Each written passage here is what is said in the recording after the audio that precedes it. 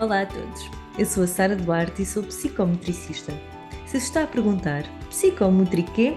Está no sítio certo. Neste podcast vamos falar sobre psicometricidade, uma terapia que intervém através do corpo, do movimento, da emoção e da relação, em diversos contextos de atuação. Bem-vindo ao Psicometriquê, o espaço onde vamos dar a conhecer a psicometricidade. Olá, muito bem-vindos a mais um episódio do Psicometriquê, o nosso podcast sobre psicometricidade. Hoje tenho comigo uma colega, psicometricista, uma colega que é pós-graduada em Educação Especial e, portanto, vem-nos aqui falar de muitas coisas sobre a sua experiência também neste contexto mais ligado às dificuldades de aprendizagem específicas. É também mestre em Educação Especial no domínio cognitivo-motor pela Universidade do Minho e desde 2011 que desempenha funções como psicometricista no CADIN, Neurodesenvolvimento e Inclusão. É responsável pela avaliação e pela intervenção psicopedagógica dos pequenotes que por lá passam. É autora e oradora de comunicações e postas científicos e também tem aqui experiência na coordenação da EMAI e acompanhamento de crianças e jovens em contexto escolar, desde o pré-escolar até ao final do terceiro ciclo. Portanto, há aqui muitas coisas que ela nos vai poder explicar com mais detalhe e estou muito feliz por poder apresentar então a Cátia Sacadura, que é a nossa convidada de hoje. Bem-vinda, Olá. Cátia. Olá, obrigada, Sara, obrigada pela apresentação e obrigada pelo convite também aqui nesta tua iniciativa espetacular e noutras também, mas nesta iniciativa espetacular de divulgação da nossa profissão que é muito relevante. Obrigada pelo teu trabalho. Olha, tu fazes uma coisa, tu trabalhas num contexto que é muito um contexto onde nós muitas vezes trabalhamos, não é, Cátia, nas escolas, e por isso eu queria muito ter a tua experiência aqui para quem nos ouve também, sejam colegas psicometricistas que trabalham neste contexto ou outros profissionais que estão a ouvir-nos e que também reconheçam este papel que o psicometricista pode ter, então, neste contexto mais escolar e no trabalho mais psicopedagógico também. Conta-nos aqui um bocadinho do teu percurso para também nos contextualizares do que tu fazes, do teu trabalho e do teu olhar psicomotor sobre estas temáticas. Ok. Bem, o meu percurso, na verdade, desde que terminei a licenciatura, logo desde o estágio, eu estagiei logo nesta área do neurodesenvolvimento e com crianças com perturbações de aprendizagem específicas, e desde logo me apaixonei muito pela intervenção nesta área, e isso de facto muito por influência de uma colega desta equipa espetacular que há no CADIM, mas também por influência de uma colega em particular, chamada Leonor Ribeiro, também ela da nossa faculdade.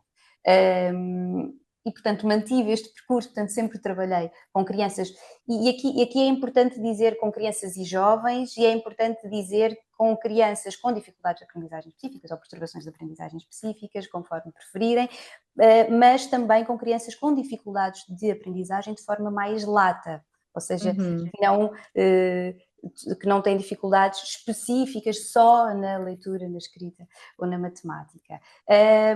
Claro que isto levou-me, e eu acho que isso é um percurso importante em qualquer profissão, não é só nos psicometricistas, a procurar mais, não é? Querer saber mais. Uhum. Portanto, acho que é um caminho natural quando se trabalha, seja em clínica, seja em educação, a especialização, não é? Claro. Portanto fui procurar mais e de facto fui procurar aqui através da educação especial, porque de facto na altura fez-me sentir todo o sentido essa pós-graduação em dificuldades de aprendizagem específicas, onde aprendi mais sobre o assunto e fui continuando. Portanto, eu acho que é algo muito importante. A certa altura, foi um caminho natural começar a trabalhar numa escola. Pronto, e foi nessa sequência depois que fui coordenadora da EMAI. Aí, de facto, acho que é muito relevante também, novamente, voltar a procurar mais formação. Portanto, eu acho Uhum. que não existe não existem psicometricistas, acho eu, sem uma formação que é contínua. Eu acho que a Claro. nossa formação tem que ser contínua, portanto, e nós vamos bebendo de várias áreas, como os outros técnicos, como todos os técnicos que trabalham em saúde e educação. Temos que ir procurando em várias áreas as respostas de que precisamos para responder às crianças e jovens e professores e pais com quem trabalhamos. Uhum, sim, olha, quando tu falas aqui também deste trabalho na EMAI, não é? Queres-nos Uhum. explicar só um bocadinho mais que tipo de funções é que isso traz ou que acresce ao teu papel de psicometricista? Como é que se as duas coisas se conjugam ou se são efetivamente separadas? E qual é a importância também desta equipa funcionar para aquilo que nós hoje conhecemos da aplicação da inclusão, se pudermos dizer assim? Ok, bem, aqui várias coisas, ou seja, neste momento eu já não estou a trabalhar como coordenadora da Uhum. EMAR, porque, como partilhei contigo, comecei agora não sei se é Aventura, aventura aventura. sem, exato, E sem acho que sim, acho que consequência, podes.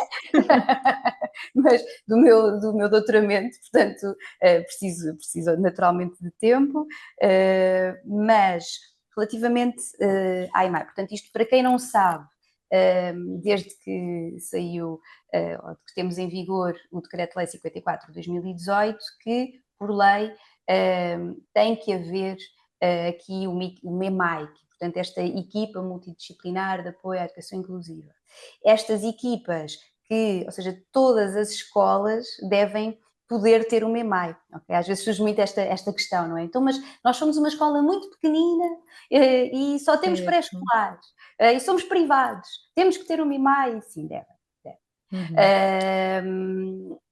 Esta EMAI, portanto, é uma estrutura que visa promover, garantir, monitorizar, sensibilizar tudo o que tenha que ver com a educação inclusiva, que no fundo é mais do que algo que é separado do resto, é algo que deve estar em todas as ações de uma escola.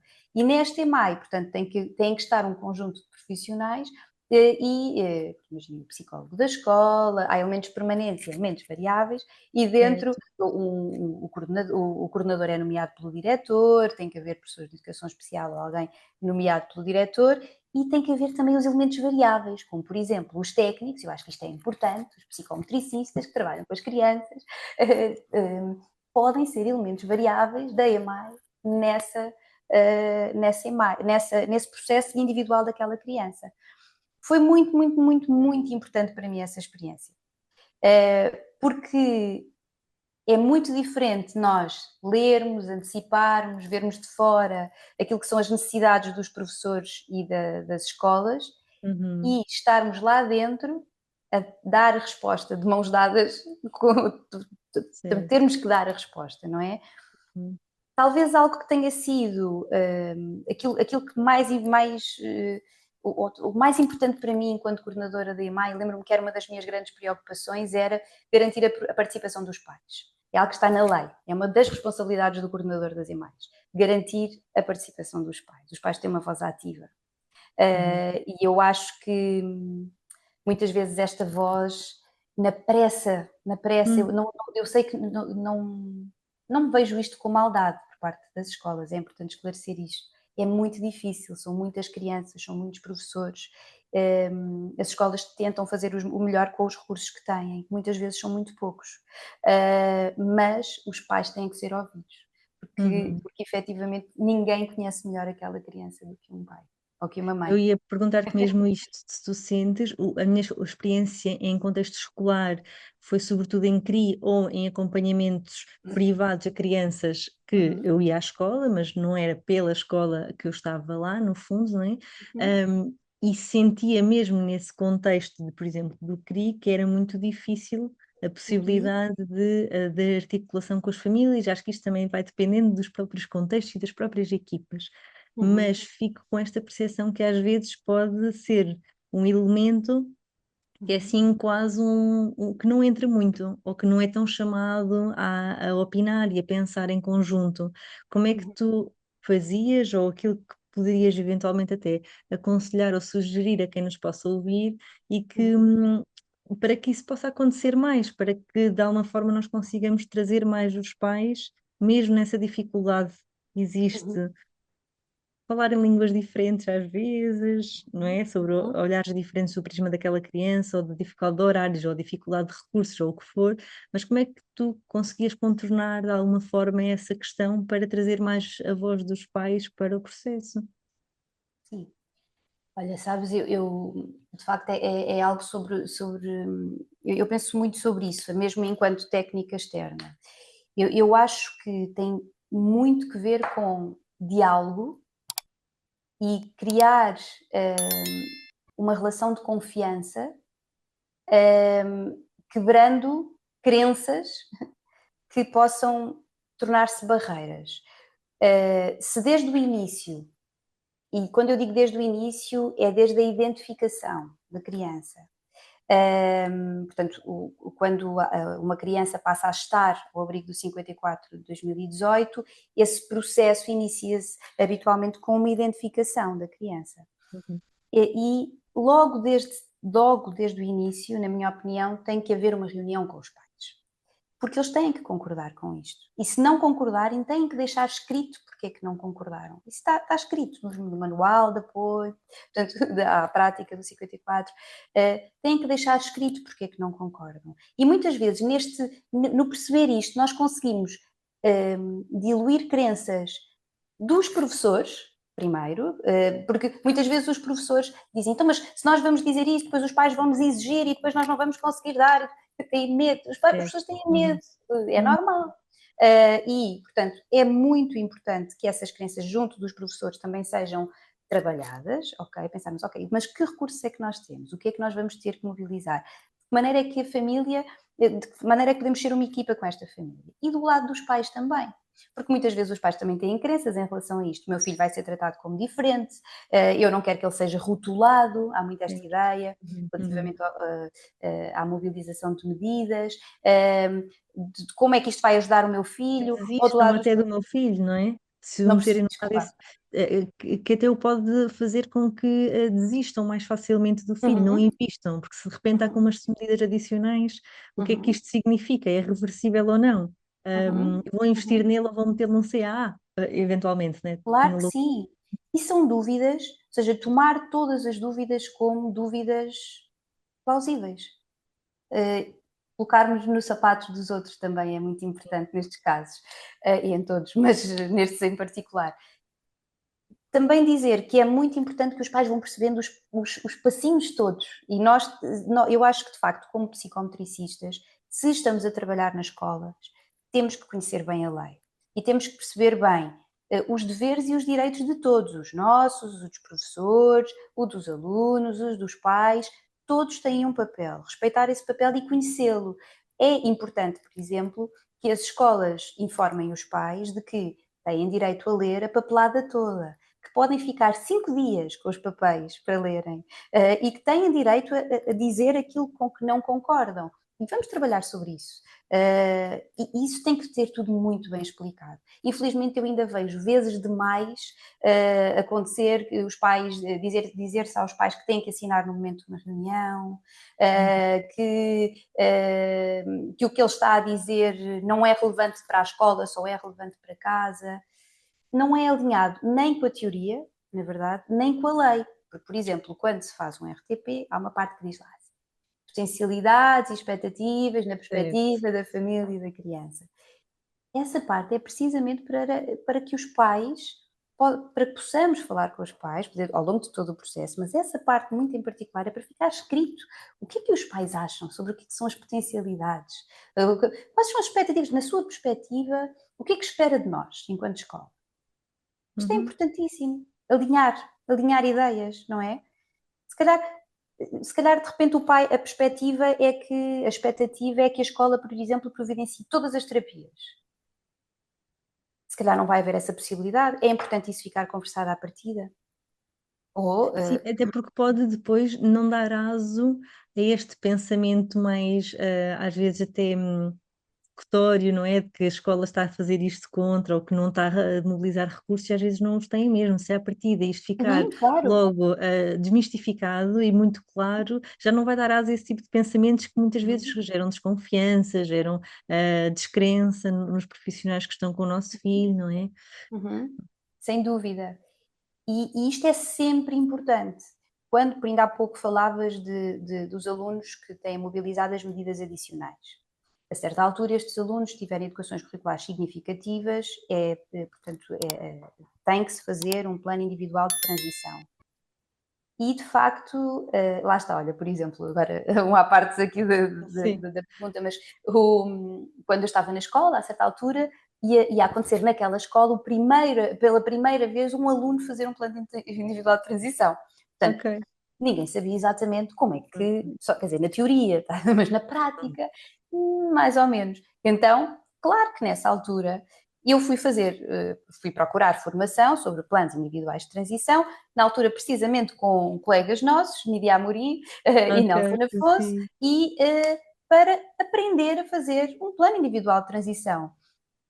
Foi curioso porque, portanto, a Nídia é psicometricista, o Nelson eu penso que também, mas acho que entretanto tirou também outra formação, o resto eram só professores e eu. Ok.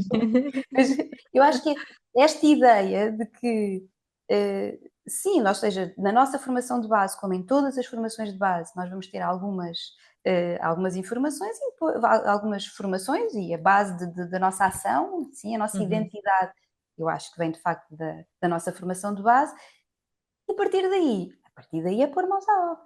Olha, Mas, isso, sim, e isso eu vou retirar isto só para poder fazer um parênteses, que é psicomotricidade, como outras áreas, precisam efetivamente dessa formação contínua e é com isto que nós nos vamos construindo enquanto profissionais e com a nossa especificidade, que podemos ser todos psicometricistas e ainda assim uns trabalharem mais nestas questões, outros naquelas. Portanto, a formação contínua é fundamental e é uma coisa que eu sei, não é? E que vamos todos falando sobre isto, que há falta deste contexto, desta formação específica ou de coisas que sejam complementares e que o psicometricista se vá lá buscar também informação e, portanto, investir nisto é realmente investir no melhor trabalho e no melhor serviço que podemos prestar às pessoas com quem nós trabalhamos, não é? sem dúvida, sem dúvida. E voltando aos pitch, Sim. eu acho que aqui, de facto, eu tenho visto colegas depois, entretanto, fui pesquisando cada vez mais, fui lendo, fui vendo o trabalho de outras pessoas. Há pessoas a fazer, nesta transição para a vida adulta, há colegas psicometricistas a fazer trabalhos fantásticos. Alguns já depois, ou seja, na vida pós-escolar, não é? Certo. Mas também aqui nesta altura da idade escolar, eu acho que aqui nós temos um grande contributo a dar. Estes miúdos estão muitas vezes perdidos pelas escolas. Infelizmente a ideia, infelizmente não, a ideia é excelente. A ideia do plano individual de transição é que um jovem que está até agora aqui na esfera familiar e na esfera escolar, protegido, e sabemos que muitas vezes demasiado protegido, Uhum, uhum. é muito difícil isto, da perspectiva dos pais, atenção, não é? Compreendo e empatizo completamente, é muito difícil, é muito exigente para os pais, e de repente é este caminhar durante 3 anos com as famílias do deixar seguir, Para a luz a todos, não é? Não é só aquele jovem. abrir à comunidade, abrir o mundo. Sim. Este caminho é muito importante, mas o que é que falha muitas vezes neste caminho? A pessoa não é ouvida, o jovem não é ouvido muitas vezes. Muitas vezes o que acontece é que estas crianças fazem planos individuais de transição onde é possível, e há muitos constrangimentos para as escolas de recursos, de levar, de estabelecer protocolos. É difícil, exige recursos humanos e Uhum. materiais, mas principalmente humanos, eh, e muitas vezes acabam por ir para sítios que, na verdade, se perguntam, quase que se deu a escolher, não é? Olha, tu queres ir para aqui, que podes ter uma experiência assim mais como jardineiro, ou podes ir ali para aquela instituição que, ok, ou às vezes, claro, há pitos mais ocupacionais e menos laborais, mas não se ouve, não se ouve. E eu acho Uhum, que aqui, uhum. na nossa compreensão, desta compreensão do desenvolvimento humano, eu acho que isto nos distingue enquanto profissionais, esta nossa compreensão do desenvolvimento como um todo, mas numa compreensão psicodinâmica do desenvolvimento. Eu, Uhum, eu, eu uhum. identifico-me com isso. Eu acho que de facto, e aqui acho que é algo que nos diferencia no trabalho, na aprendizagem. Porque nós, de facto, e agora fora dos pitches, bem, eu estou aqui, estou a saltar de tema em tema, Está tudo Sara. certo, Cátia, eu vou agarrar, não te preocupes. Neste trabalho, na aprendizagem, eu acho que isso é algo que nos distingue. Porque nós, efetivamente, e agora imagina no início da aprendizagem, ou ao longo da aprendizagem, da leitura, da escrita,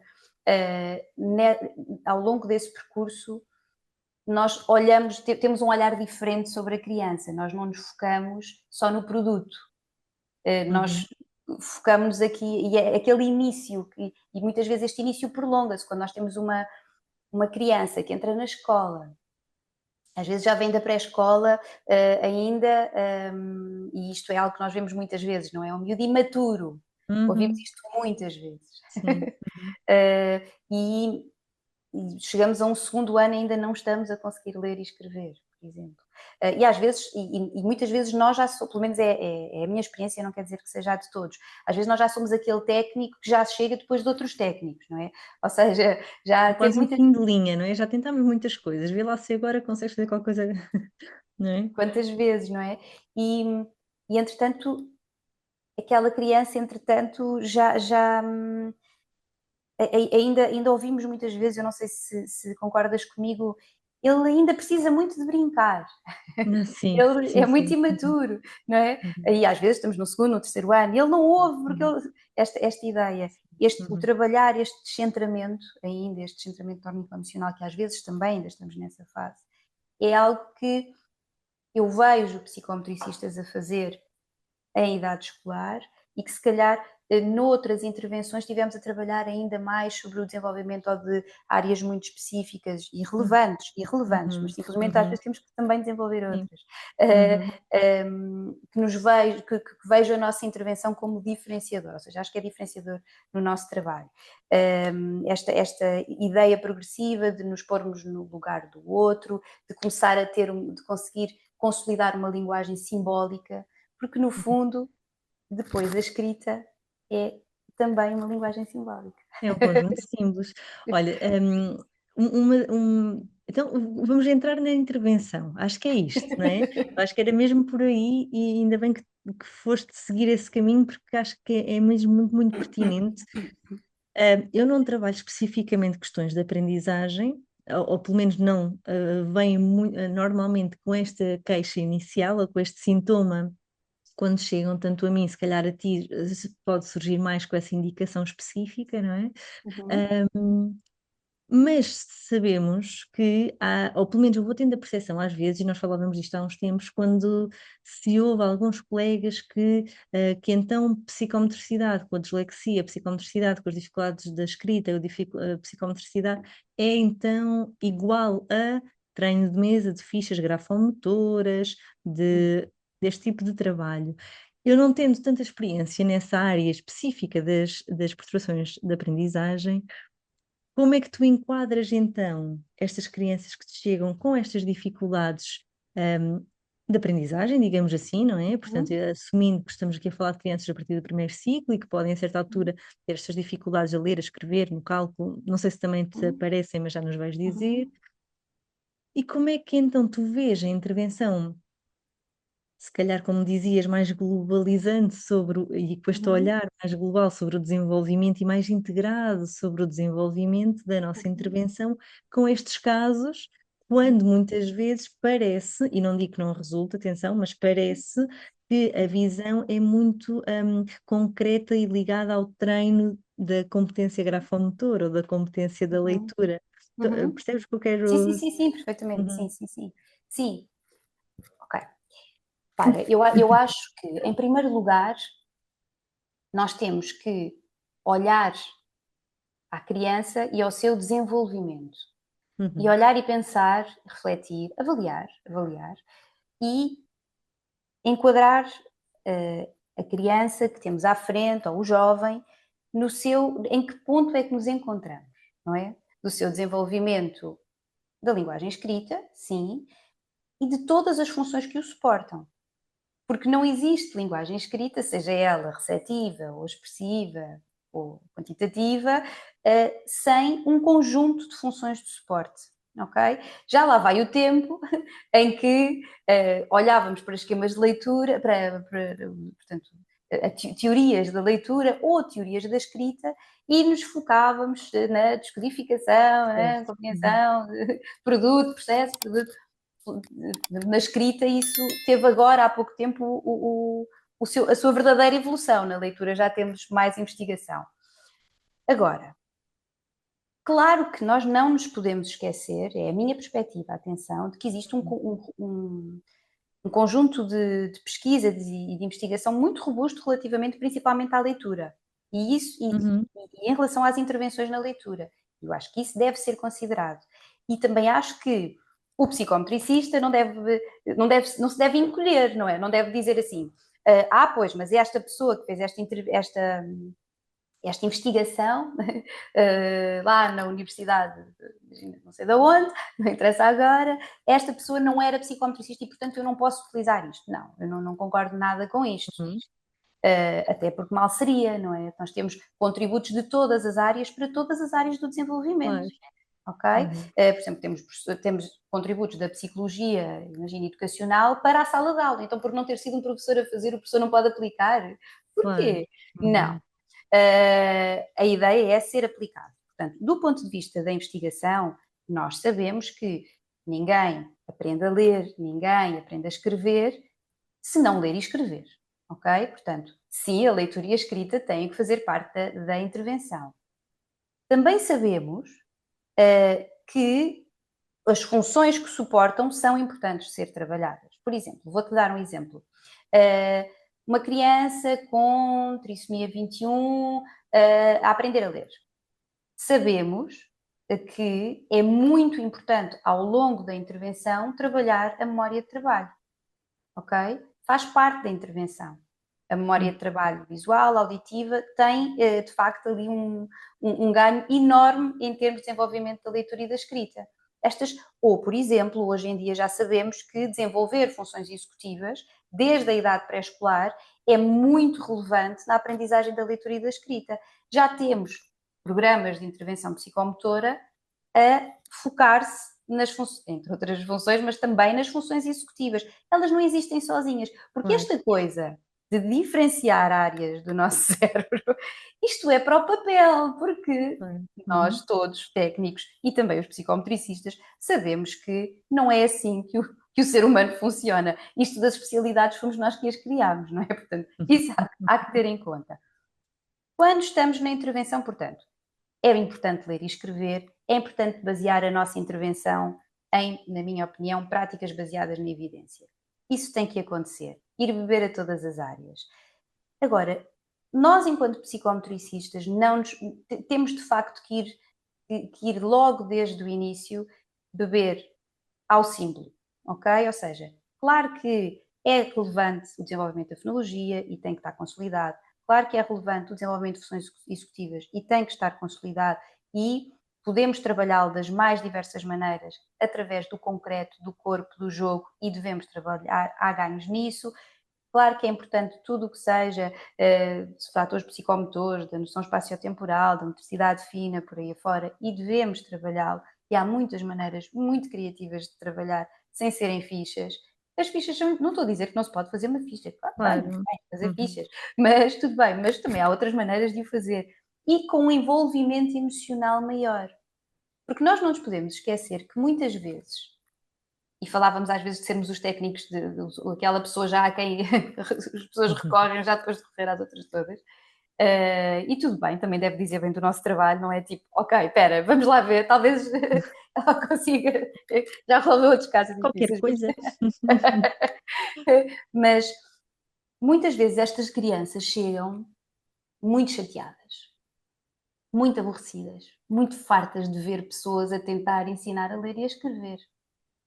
Portanto, aí nós temos de facto que ir beber a tudo o que é a identidade de um psicometricista. E temos que nos sentar com a criança, seja no chão, seja na relva, seja onde for, e temos que criar uma relação verdadeiramente de partilha com esta criança. E o nosso trabalho tem de partir desta relação. Porque tudo o que nós vamos pedir a esta criança, por muito divertido que pintemos a coisa, vai ser muito exigente para ela. Seja ela uma criança com uma perturbação de aprendizagem específica, seja uma dislexia, uma disgrafia, uma disortografia ou uma dificuldade intelectual. Seja o que for. Portanto, esta base da relação é algo que tem que nos diferenciar. E por isso, sim, na minha opinião, eu acho que podemos podemos juntar tudo. Podemos ir a uma base de uma sessão individual de Alcotier, ok? E passar pela brincadeira. E às tantas, se a relação for suficientemente forte, tem que ser, forte, ou seja, bem estabelecida, segura, Sim. forte no sentido seguro, temos a criança a propor-nos atividades em que ela potencialmente vai falhar. E de repente, pela primeira vez, ela tem a coragem, coragem é uma palavra estranha, mas tem a disponibilidade de errar à frente de um adulto.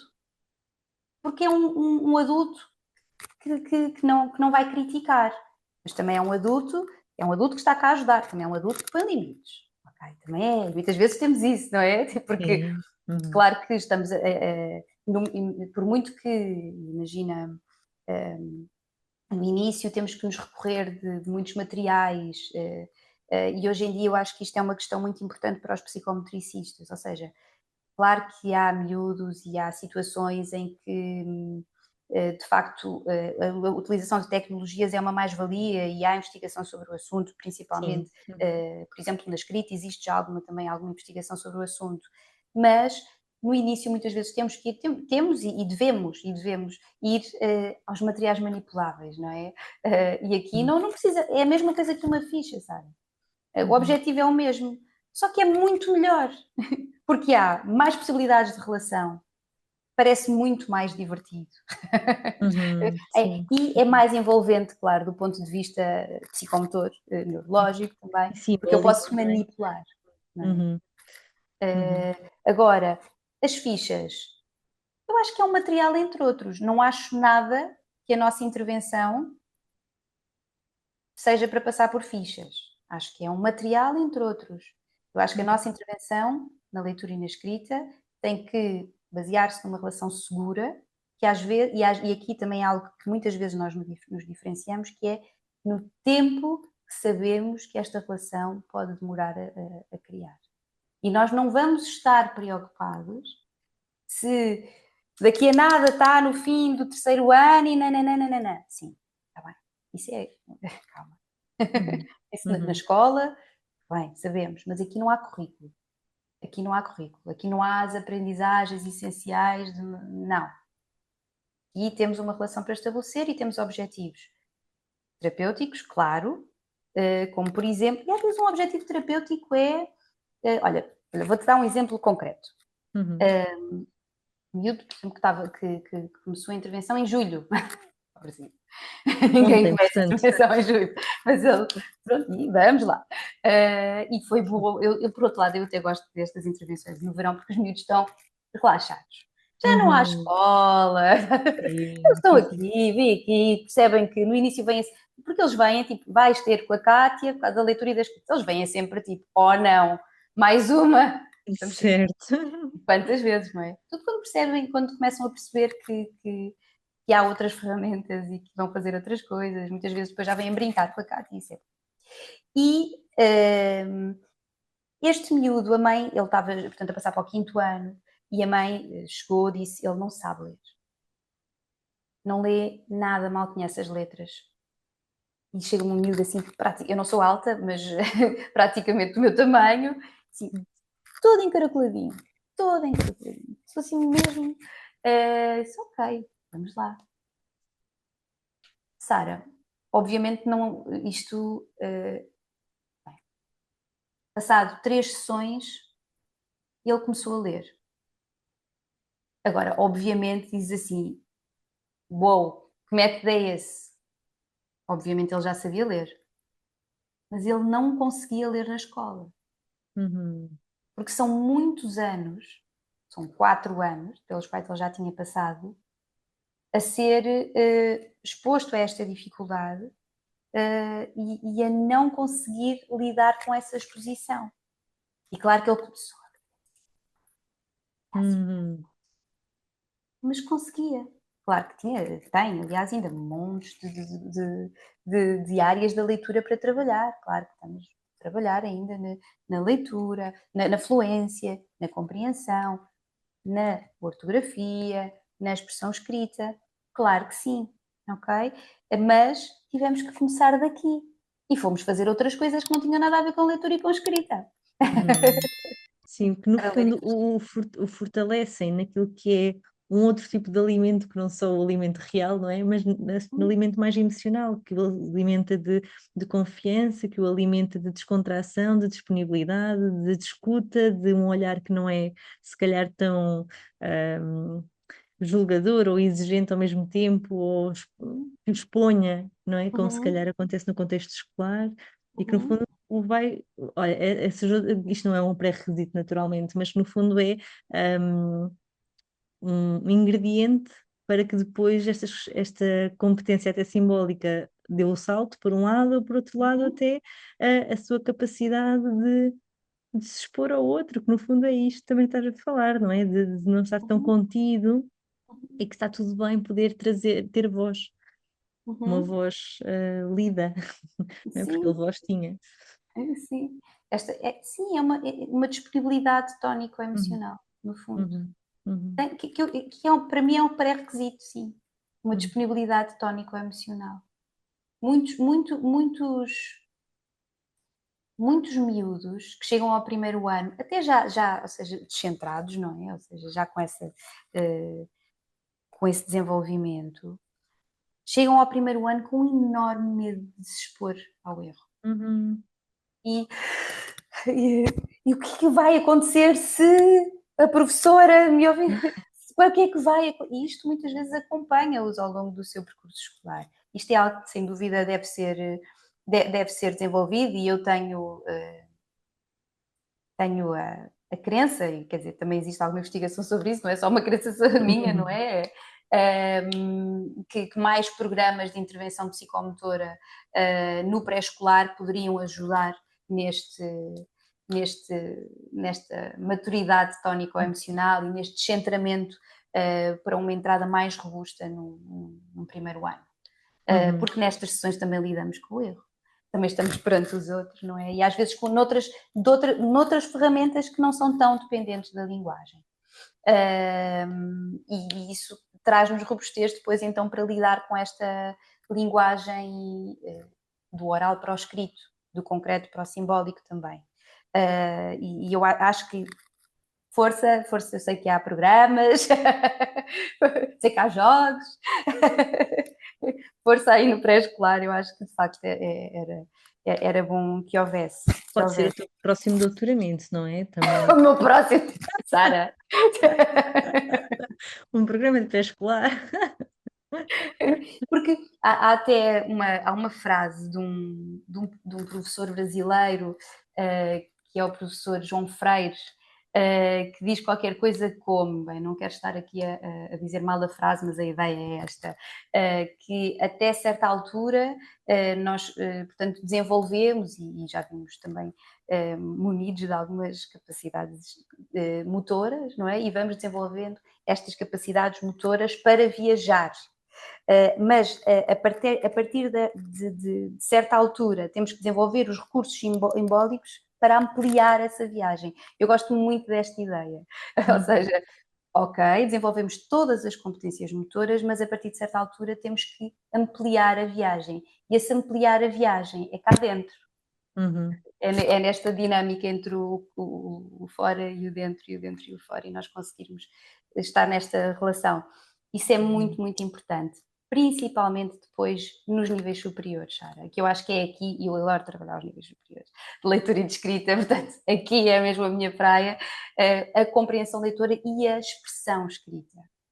Portanto, o poder acompanhar, o poder que dá a uma pessoa, para, Uhum, o uhum. poder que dá a uma pessoa que nem gostava de escrever, mas de repente nem escrevia uma linha, mas de repente não é de repente, e depois de muito trabalho, principalmente da pessoa, poder expor os seus argumentos por escrito, por exemplo. Persuadir Uhum. por escrito. Sim, incrível. É Uhum, super poderoso. E eu acho que, de facto, hoje em dia os modelos de escrita, o modelo com o qual eu mais me identifico, mas é bastante consensual, não? Que é o modelo do professor Steve Graham. E ele fala precisamente sobre isto. Ele tem muita investigação na escrita e o modelo dele é um modelo que ele intitulou de comunitário da escrita. E tem em vista não só o indivíduo, imagina, e ele fala já de todas estas coisas que estamos aqui a falar. Fala dos moduladores emocionais, fala portanto, das coisas que são intrínsecas ao indivíduo, a atenção, a memória, as funções executivas, fala dos pré-requisitos, não é? De tudo o que eu já sei sobre determinados assuntos e sobre os tipos textuais, e depois do momento da escrita. O momento da escrita é um momento que sabemos que para muitos alunos, no geral, é doloroso. É difícil, sim, sim, sim. E não é porque dói a mão, não é? Ou não é porque... Não é. É porque eu não me consigo autorregular, não tenho essas estratégias para organizar tudo isto que eu acabei de dizer que estava lá dentro, não é? E trazer. Então o que é que acabamos? Numa folha branca e eu não tenho ideias. Trabalhar isto tem que ser trabalhado com os miúdos. E muitas vezes é trabalhado fora da cadeira. Fora da Certo, cadeira. e fora da folha, não é? Fora Estava da folha. a ouvir e estava a pensar, porque às vezes, não sendo uma questão, esta queixa inicial que me chegam a alguns miúdos com a leitura escrita, mas é, sinto muitas vezes este fator comum que é, não sei o que é que vamos fazer, não tenho ideias para brincar. É quase como se aquele pensamento não tivesse a capacidade de se organizar para formular uma ideia, para a pôr cá fora, a concretizar, e quando estamos, parece que ainda ontem tinha uma sessão assim, em vez de chegar a algum lado, de repente já há uma hiperatividade que surge, há uma agitação, há uma inquietude que surge por não estar a conseguir ter um fio condutor que vem desde a ideia que surge, à forma de a concretizar e de a executar e pôr cá fora, que já estou a mudar para outra ideia e já estou a mudar para outra, e de repente são miúdos que se podem apelidar com esta imaturidade, não é? E que de facto são miúdos que até têm potencial criativo, mas que têm assim uma grande dificuldade na capacidade de organização, Sem como tu dúvida. estavas a descrever, não é? E que depois em contexto de jogo, não é? Espontâneo, é muito evidente. Se fosse um jogo diretivo, eles deviam cumprir eximiamente, porque eles são bons, não é? A fazer, mas quando depende deles e da sua organização interna e do seu mundo interno para trazer cá para fora, é quando a coisa se torna difícil, que no fundo, depois, mais tarde, é possível que se expresse pela leitura, pela escrita, neste caso, não é? Como tu Expressa-se dizias. muitas vezes. Uhum, Expressa-se muitas vezes. E isso é muito interessante do ponto de vista do trabalho multidisciplinar. Porque de repente,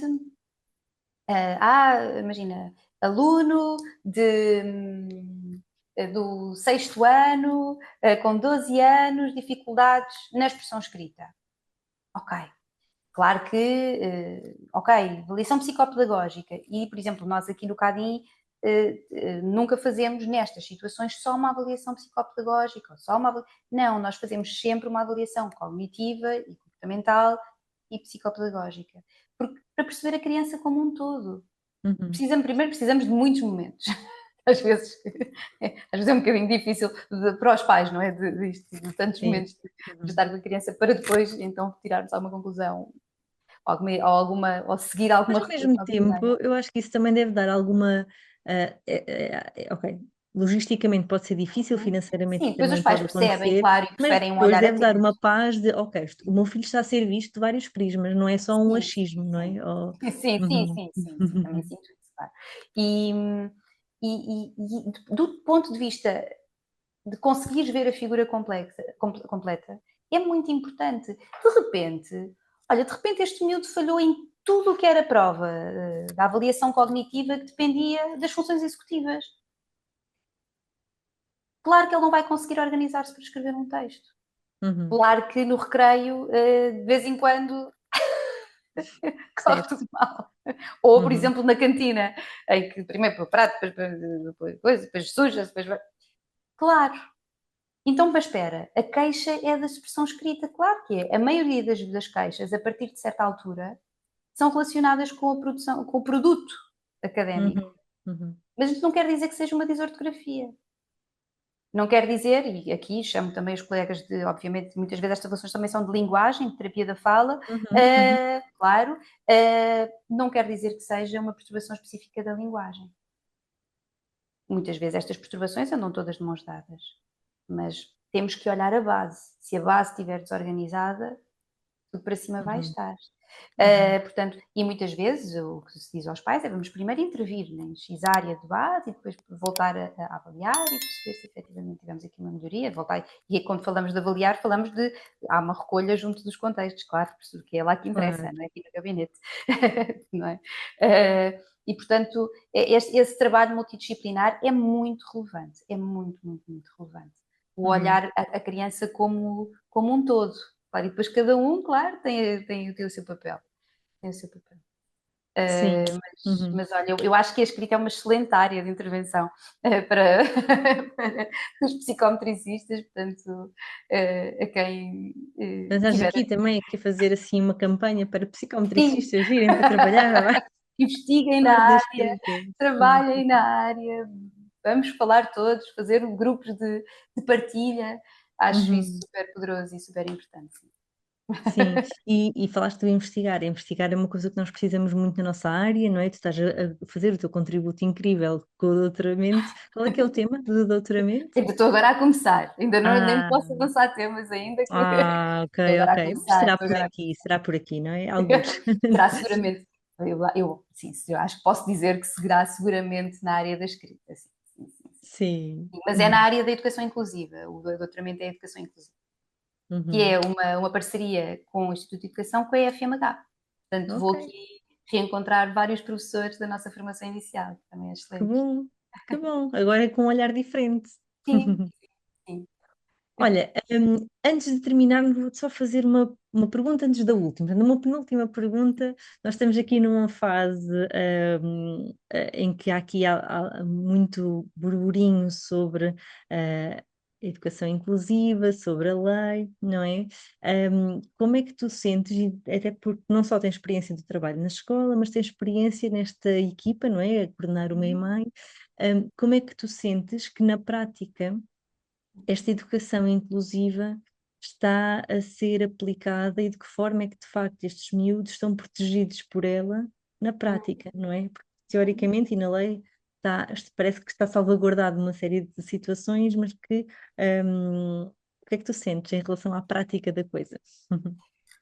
Olha, bem, Bem, se deixa-me calhar dizer. não podia ser esta pergunta em penúltimo, não é? Porque Não, não, assim, imagina, deixa-me dizer que eu acho que estava tipo para outro episódio, ok, vamos ou para combinar. outra hora de conversa, mesmo que não fosse um episódio. Sim. Mas, resumindo, ehm, eu por acaso ainda esta semana estava a ouvir o professor Marco Ferreira e ele estava precisamente a falar, a dizer que nos primeiros anos do 54 a 2018 estávamos todos a acomodar-nos a conceitos, não é? Eram conceitos Uhum. diferentes, é uma visão diferente. Um, e eu estava a ouvir e estava a achar simpático, de certo modo, o modo como eu estava a dizer, porque eu sinto que mesmo passados estes anos todos, ainda nos estamos a acomodar a conceitos. Ou seja, Uhum. e eu que tenho este pezinho em cada, vou tendo o pezinho em cada lado, vou vendo que cara, todas as semanas, para não dizer quase todos os dias, nos chegam na clínica pedidos de escolas para avaliações, porque se não houver uma avaliação, Uhum. não Ok. se podem mobilizar medidas. Como acontecia no 2008. Exatamente, isto não Uhum. é real. E nós Uhum. passamos a vida a tentar desmontar isto, percebes? Portanto, eu acho que ainda estamos agarrados a esta mistura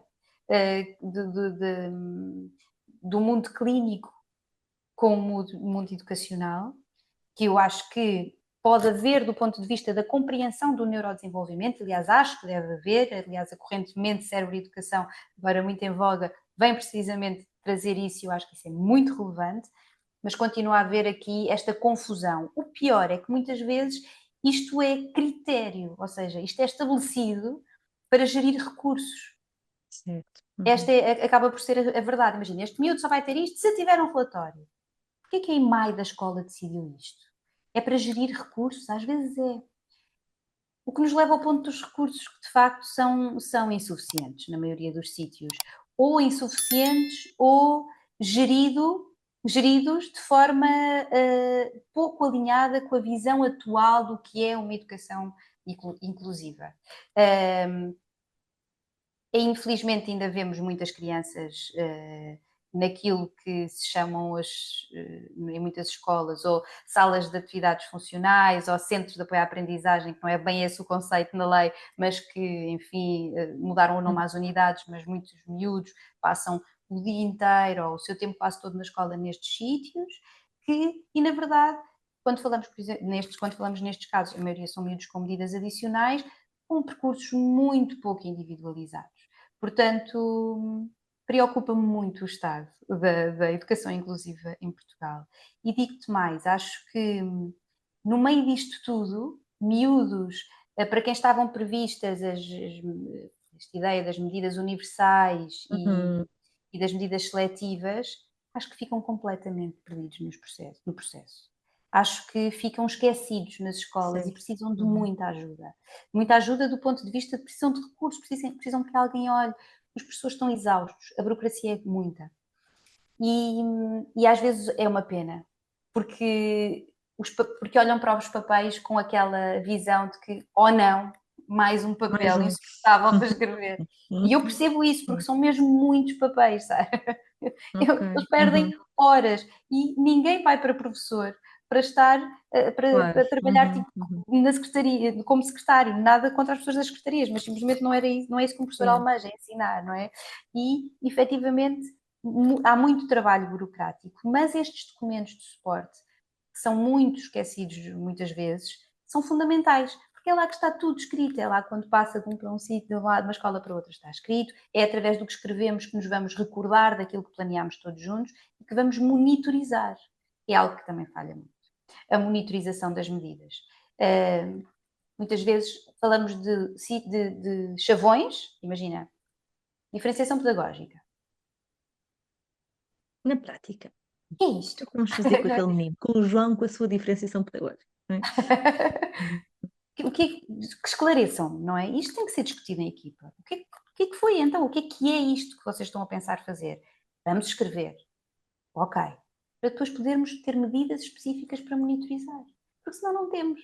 Dizemos só assim, foi eficaz. Pronto, já está feito. Próximo. Então depois isto vai para a avaliação externa, se tiver aqui escrito que ele tem leitura. Ai, põe, é melhor porque assim tem de certeza.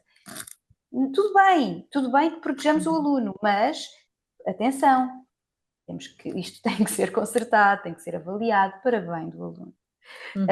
Eu acho que, infelizmente, vejo isto, acho que as coisas não estão a correr muito bem. Toda a investigação atual diz que tem por base questionários a professores, alguns em Portugal, todos os professores são unânimes em dizer que precisam de mais formação. E de facto, quer dizer, se os professores são os primeiros a dizer, tem que haver mais formação na área da educação inclusiva, mas formação prática, Sara, porque um professor, formações assim demasiado teóricas, já estão eles cansados. Claro. Precisam de ajuda, não é? Precisam de dizer, olha, por exemplo, que estratégias é que funcionam para um aluno com dislexia dentro de uma sala de aula desenvolver a expressão escrita? O que é que eu faço? Ok? Não lhes vamos explicar outra vez o que é a dislexia, ele já sabe, ele tem lá o aluno na sala dele, Claro. ele está a ver o que é que está, o que é que é. Estás a perceber? Sim, Como é que eu faço? Há estratégias validadas pela investigação. Então, mas subejamente, tipo em vários países, tipo o SRSD. Porquê é que não damos formação em SRSD aos professores? Certo. Estás a perceber? Tem que ser prático, tem que ser prático. Portanto, e depois, claro, todo o caminho relacionado com crenças e tudo mais, mas eu acho que a formação de professores é de facto muito importante. E eu Seria já aqui um concordo. grande passo, não é? Para eles também se sentirem com mais munidos, com mais ferramentas e mais capazes e por isso também mais motivados, porque estão a conseguir É um ajudar os ciclo, alunos, que é depois é aquilo uma que eles bola de querem. neve. Claro. É como falávamos para os miúdos, com a dislexia ou com a desgrafia que tu falavas, não é? Claro, claro.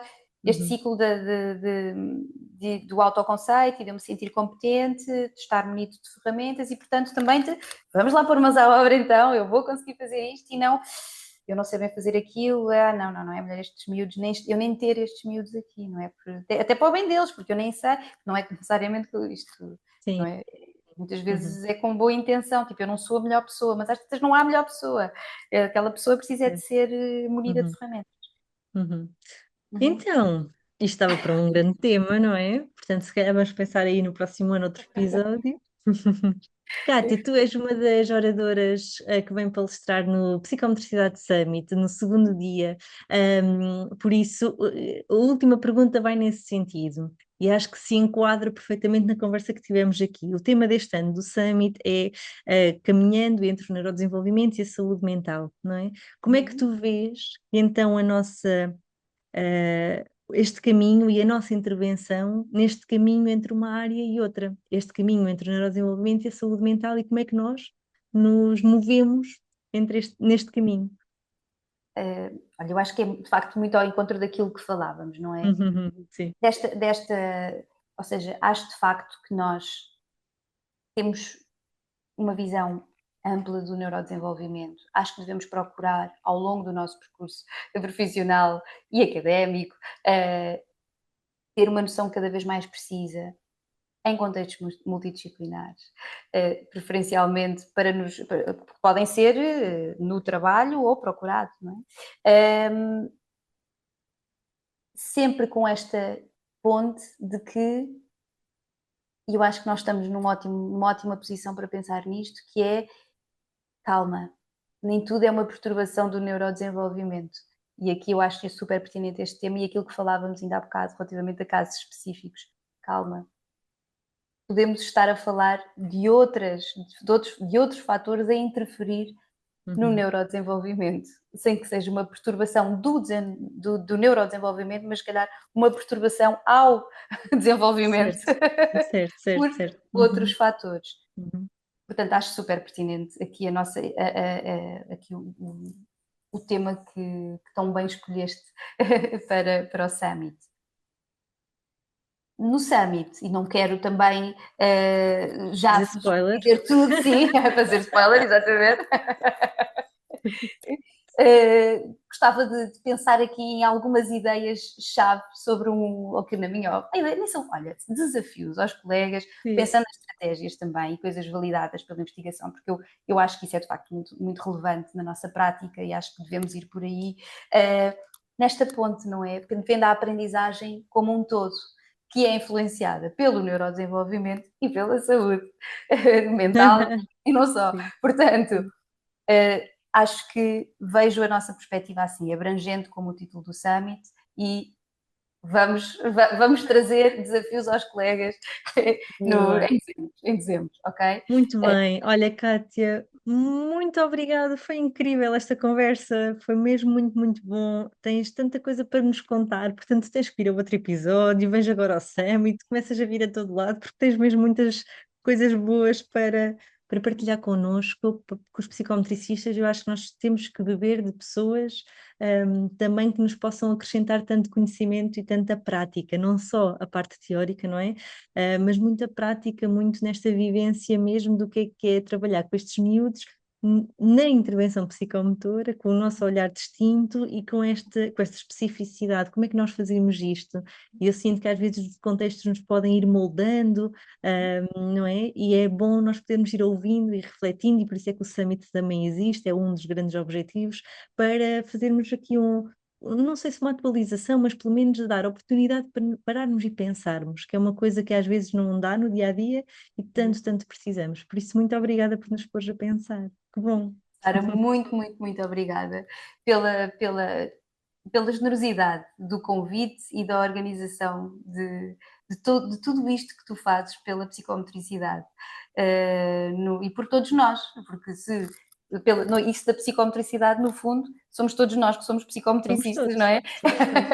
Somos todos. Portanto, muito, muito obrigada pelo convite e gostei muito aqui deste bocadinho a conversarmos. E claro, estou sempre disponível para desafios a pensar. Mesmo no doutoramento, essas coisas, tudo a acontecer, mas sim, pronto, acho que Obrigada, Sara.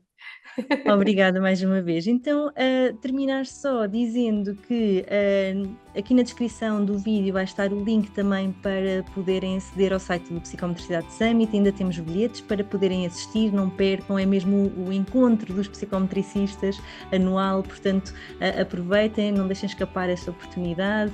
Tem a Kátia e outras muitas pessoas muito ricas e com muito conhecimento para partilhar connosco.